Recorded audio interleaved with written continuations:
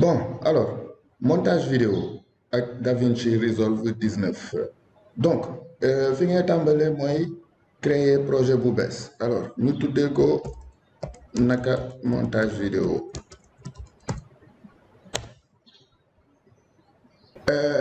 Fi ngay tàmbalee mooy importer say fichier, importer say rush. Donc, am na manière yu bëri yoo mën a importer say rush. Donc, premier bi mooy nga ñëw fii nii si fichier def importer. Donc am nga option bin media from XML timeline subtitle et cetera donc ñun bi ñu intéressé mooy média importer média donc boo importer média mu tijjil la donc fu mën a importer fu say rush nekk et cetera comme par exemple mën nga cliquer benn nga double cliquer si mu ne la que da ngay war a changer sa timeline par rapport ak rush bi moom ay paramètres donc loolu après dinañ si ñëw donc nga changer mu importer la sa rush donc sa rush a ngi nii boo si double cliquer mu affiché ko si aperçu bi et donc fii nii boo scroller mën nga gis un peu daggit bi et cetera donc toujours boo ñëwee ci fichier importé média mën nga tamit importer média yu bëri def sélection shift cliquer waat def ouvrir mu importer la yëpp donc toujours boo defee nii yaa ngi am aperçu bi si affaire yi et cetera donc bii mooy première manière importer rush so am nga tamit boo xoolee fii nii boo ñëwee fichier média importé am nga contrôle I wala commande I pomme I pour Macintosh contrôle I pour Windows PC donc contrôle I mooy raccourci bi donc bu ma defee contrôle I daf may ibbil fenêtre bi donc éventuellement mën naa def contrôle mën naa sélectionner benn def contrôle A def ouvrir mu ibbil ma rush yi yëpp dans le machin beneen option pour importer say rush mooy da ngay ñëw si répertoire bi rush yi nekk si find bi wala si explorateur bi nga sélectionner lépp cliquer glisser mu ibbil la ko rush yaa ngoo donc fii ibbil na la rush yi donc ñetti façon wa ngi nii pour importer rush si sa timeline si sa logiciel montage vidéo parce que logiciel montage vidéo yëpp ñu même chose la rek muy si ordinateur muy si téléphone c'est la même chose donc boo importer say rush ba pare bon alors fii dafa am cut am onglet cut am onglet edit am fusion color fairlight deliver mooy rendu final bi donc média yi fii nii mooy média yaa ngi nii quoi donc les rush li ngay njëkk def mooy da ngay dérusher mooy maanaam da ngay jël partie yu baaxul yi comme par exemple fii nii bu ma ñëwee jël bi teg ko fii nii bu ma ko playé gis nga par exemple fii nii damay taxaw di calibrer damay taxaw di wut direction di positionner drone bi donc partie yi nii du bokk ci montage bi donc lii nii yëpp genre dama koy dagg léegi fii nii am na nu koy daggee ci kii bi mais xaw ma naka la donc man fii laay ñëw daggee affaire yi léegi donc par exemple fii nii da ngay dagg ba fii peut-être voilà ñëw nii dem na ëpp fii cool na donc lii nii baaxul partie bii nii lii mu def kii mouvement bii nii baaxul donc lii nii tamit mbalit donc bon alors mën nga daggee fii nii pousse lii nii muy kii wala par exemple alors bu ma ko defee nii par exemple bu ma défilé ba fi ma xalaat ne foofu la affaire bi comme par exemple nii voilà am naa mouvement bu fluide donc mën naa ñëw ba fii bu ma sélectionné mën naa ñëw si rasoir bi wala ma def raccourci B mi ngi di blade edit mode wala raccourci bi mooy B donc raccourci bi mooy B mooy fii nii mu bind B bi donc bu ma amee kii bi gis nga icône bi day changé donc bu ma ñëwee ba ci kii bi bu ma cappee rek mu kët ko donc mën naa ñëw fii nii cliquer waat wala ma bës raccourci A donc effacer alors bon effacer bi après dina si aussi donc fii am naa mouvement donc par exemple boo xoolee mouvement bi dafa ñëw ba fii ah après drone bi xaw a changer direction nii am nu mu jëlaat kii soo ko commencé at mouvement bi donc mën naa wax ne fii la parce que rotation orbite laa doon jéem a def donc voilà quoi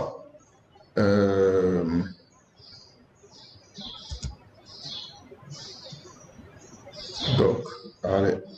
voilà ça c'est beaucoup plus fluide c'est fluide amul ay këcëk voilà après mu yéeg donc un peu mouvement bi foofu la jeexee so ñoom bu defee nii ba kii après jóg mën nañ wax ne mouvement bi fii la jeexee voilà so alors fii nii par exemple léegi am nañu dagg bii nii quoi xam nga xoolee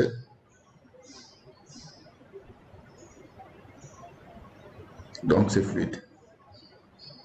ah c'est un mouvement fluide à la fin mu jeexee benn yéegal si bon mais par contre bon yéegal bi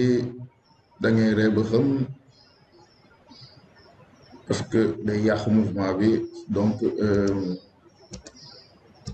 bàyyi ñu yebale fii voilà donc par exemple léegi premier dagg bi moo nekk nii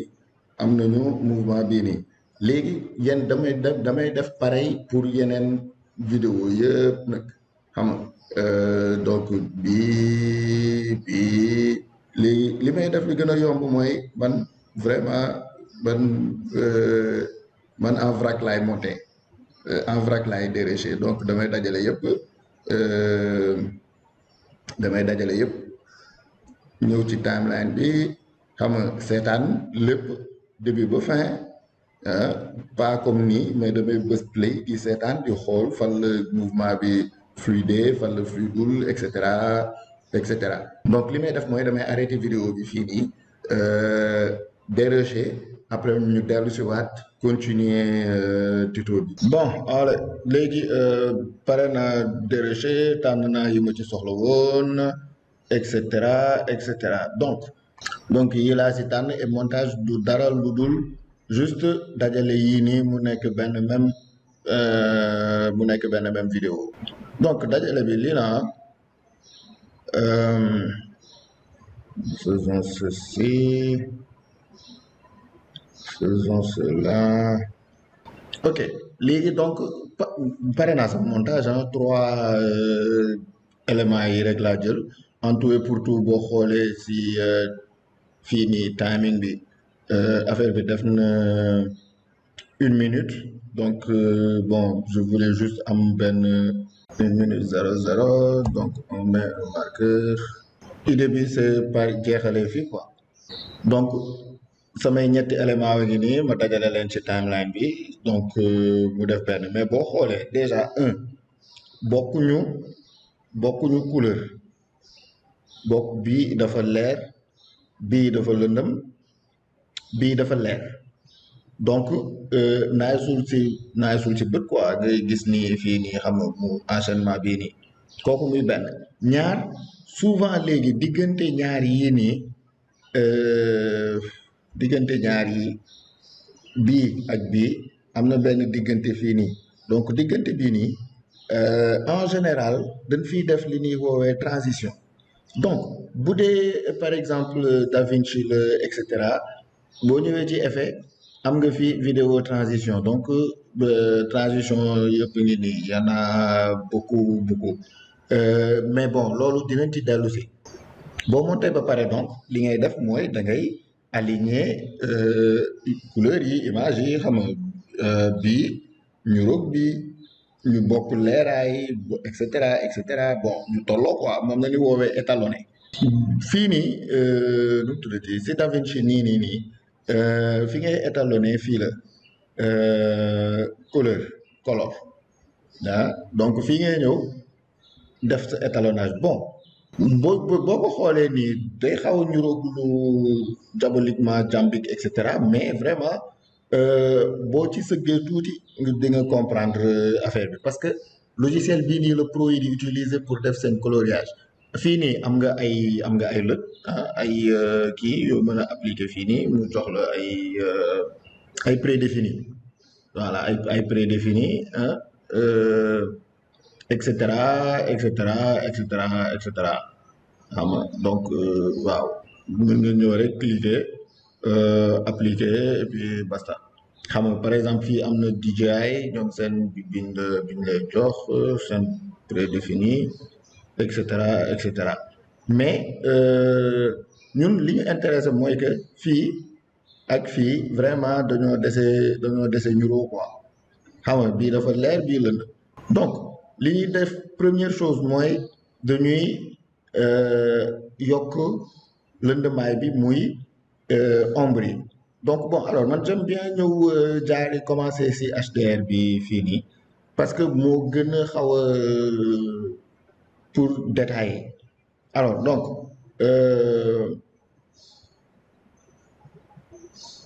ton clair yi yokk tuuti yokk tuuti illumination globale yokk tuuti après wàññi highlights yi voilà donc mën nga suivre fii ci histogramme bi xool affaire yi naka parce que par exemple bon alors bu ma yokkee highlights yi par exemple gis ni fii ci kaw day déborder et mooy def écrêtage bi fii ci kaw donc da ngay xool fii nii mooy résultat wu lii nii donc xoolal bu ma ko wàññiwee ba mu wàcc gis nga yaa ngi distinguer nuages yi ak creux yi ci biir ak montagne la ca fond ba bu ma ko yokkee donc nuages yi commencé disparaître parce que highlight yi mi ngi noonu nuages yi ca fond ba disparaître na donc c'est au feeling par rapport ak look bi nga bëgg a jox sa kii mais bon jur dañuy jéem a étalonné jéem a yemale affaire bi mu xam waaw donc highlight yi nga yokk tuuti léegi ce qui te fait que boo ñëwee fii nii donc fii nii mooy ñëw ma yokk tuuti yéegal tuuti yii nii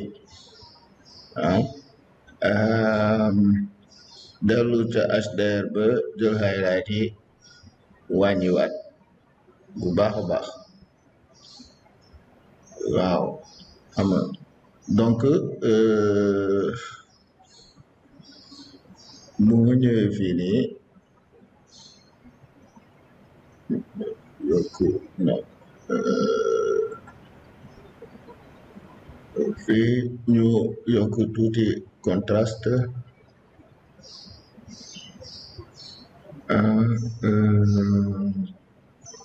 donc offset bi ñu wàññi ko tuuti fii ñu wàññi tuuti un peu genre comme ça un peu genre comme ça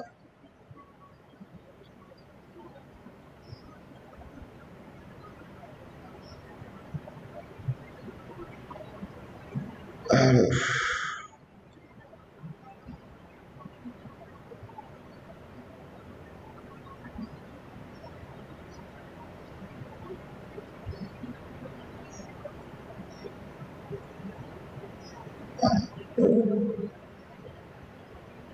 ñëwul mais xaw na ñëw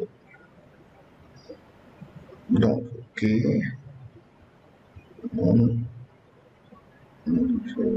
juste ça juste ça.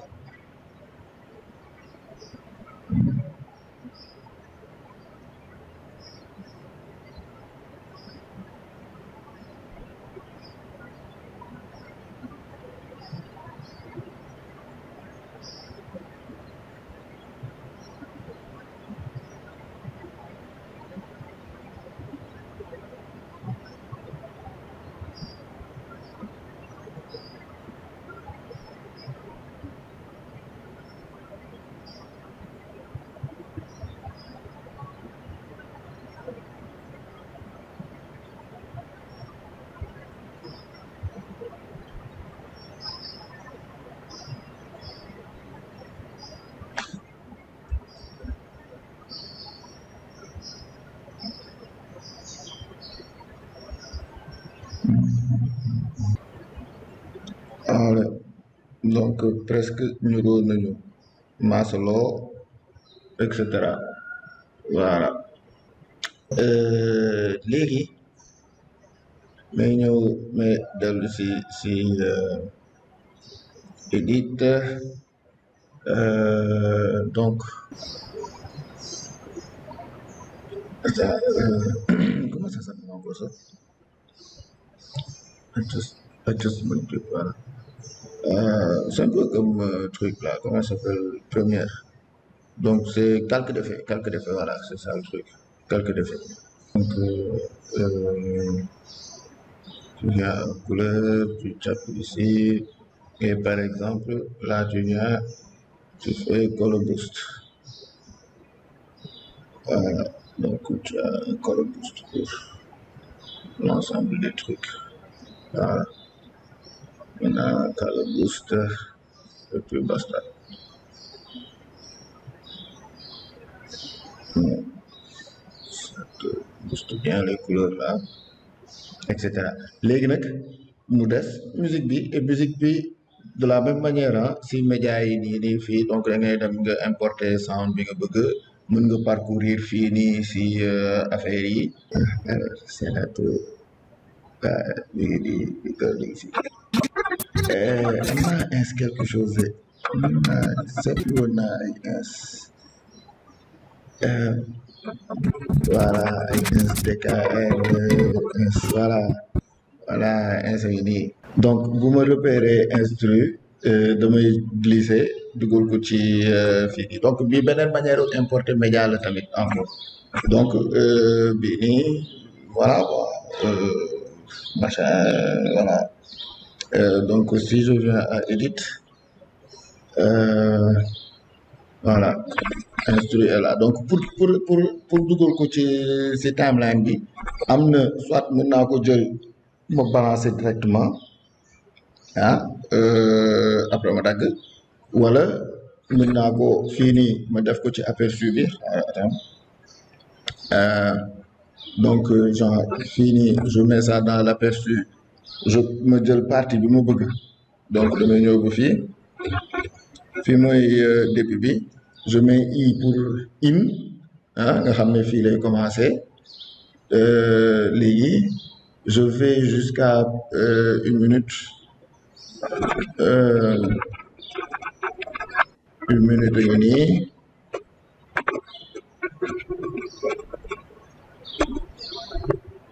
une minute et nii je fais out et donc in back out bi bii nii moom lay jël juste ma dugal ko fii nii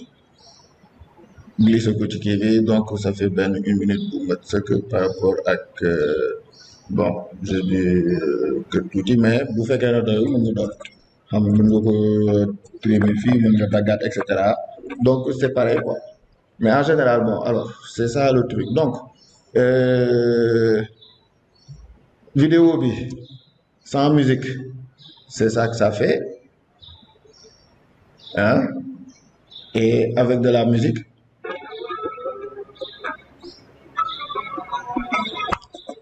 Et ça tombe bien même. Oh.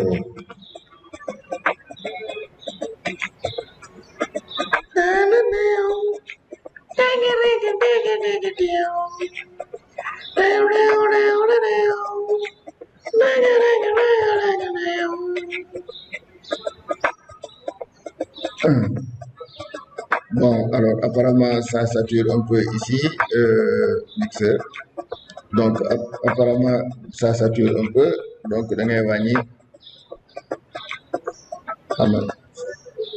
mi ngi saturé ba tey. Bon alors dem bu moins 10 sax. Ok donc.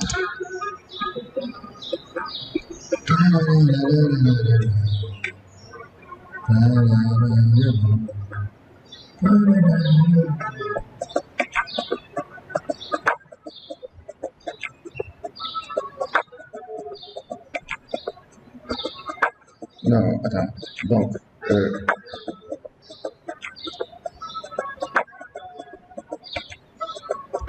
alors, donc, man li ma bëgg mooy fii mu naan tangaraaw mu defee fii son truc là, comment ça s'appelle? Alors, bon, je rajoute tamit benn transition vidéo transition donc liste transition yaa ngi di fees fi dell tànn sa bu la neex la donc bon alors c'est pas bon bon j'en prends benn rek non additive dissolve ah bah tiens c'est pas mal donc c'est ça.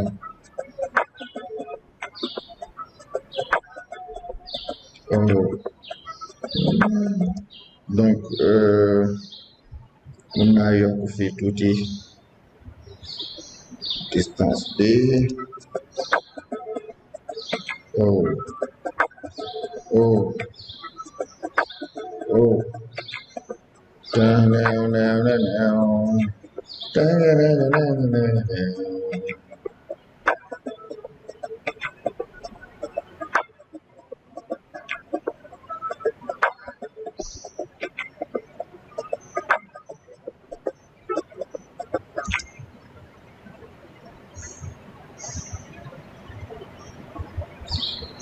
bon suñu ko duggee ko tey voilà non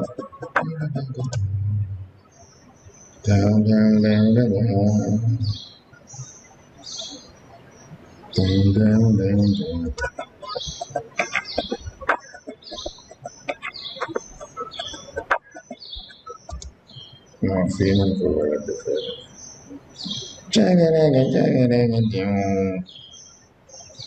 alors ñu jëm beneen même transition bi rek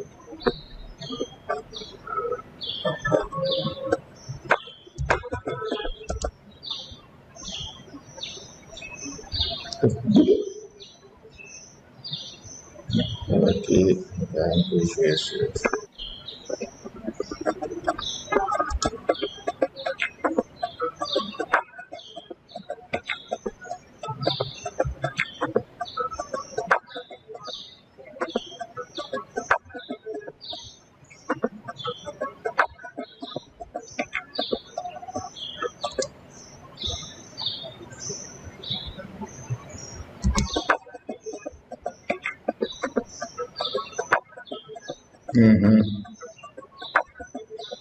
yeah man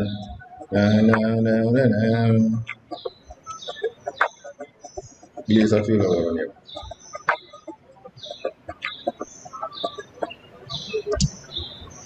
fii la waroon yem fii 49 secondes ba tey garaaw mais parce que son bi fii la yem en fait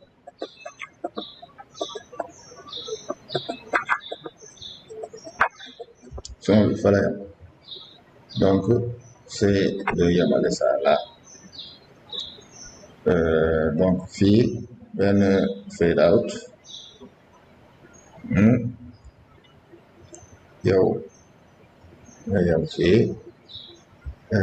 yow may ñu benn fade out.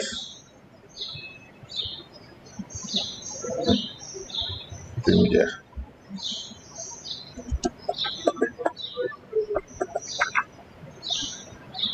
Voilà. Fii on a fii ñu am benn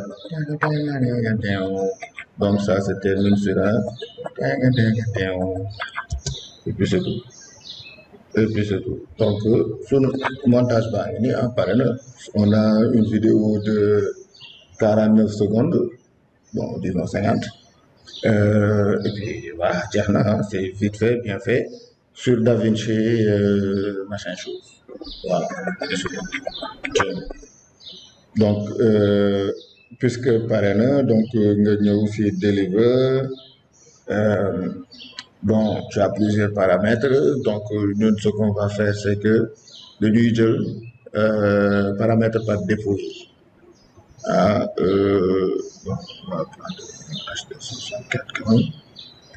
Donc vidéo, file name, bon, de c'était quoi, naka montage vidéo, voilà, naka montage vidéo,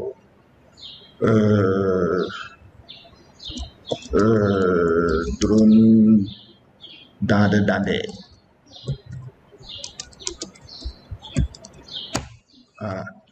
Donc location, well, donc on peut toujours lâcher ça dans vidéo, save, donc render, single clip, audio, machin, export vidéo, putain, bon, on va faire du MP4, machin, encoder auto, HD, vertical, bon, frame rate, chapter, blablabla. Donc une fois que, bon, par défaut en général c'est ça, bëriwul kii, mais dépendamment de waaw. Donc add to render queue, machin, puisque kii nga def render all, mu def rendu bi, nga toog seetaan rendu bi jeex, et puis mu jeex nga am nga seetaan sa vidéo. Donc ñu gul ko fii, donc évolution bi moo nekk nii, nee na 32 secondes moo des, 42%, etc. Donc voilà, ñu ngi nii render in progress. Bon vidéo dafa gàtt naturellement moo tax mu demee nii, mais sinon du demee nii, on est bien d'accord. Waaw vidéo 50 secondes la, xam nga amul piste yu bëri, etc. Donc mi ngi noonu. Léegi I guess we can open file in location, mooy nga ibbi ko fu mu nekk, mu affiché lu ko directement, nga ibbi seetaan. Je te dis,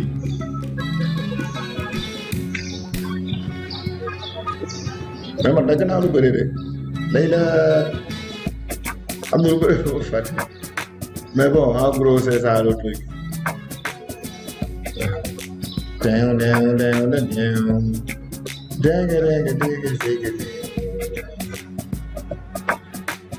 Voilà, mi ngi nii rien de compliqué. Donc en taf de temps du am sa benn montage bu pare, etc. Peut-être leen li nu fàtte mooy yokk titre, bind les dande wax fii fan la, etc. Mais bon loolu après dañ koy def ci beneen vidéo boo xam ne dafay am ay animation di teg, voilà c'est très nice. Léegi vidéo bi mën ngeen ko fekk sur YouTube, tamit maa ngi publier à côté pour que voilà mu lépp leer. Donc bu lépp leeree léppay leer. Donc sama gars yi salaam jàmm paix peace.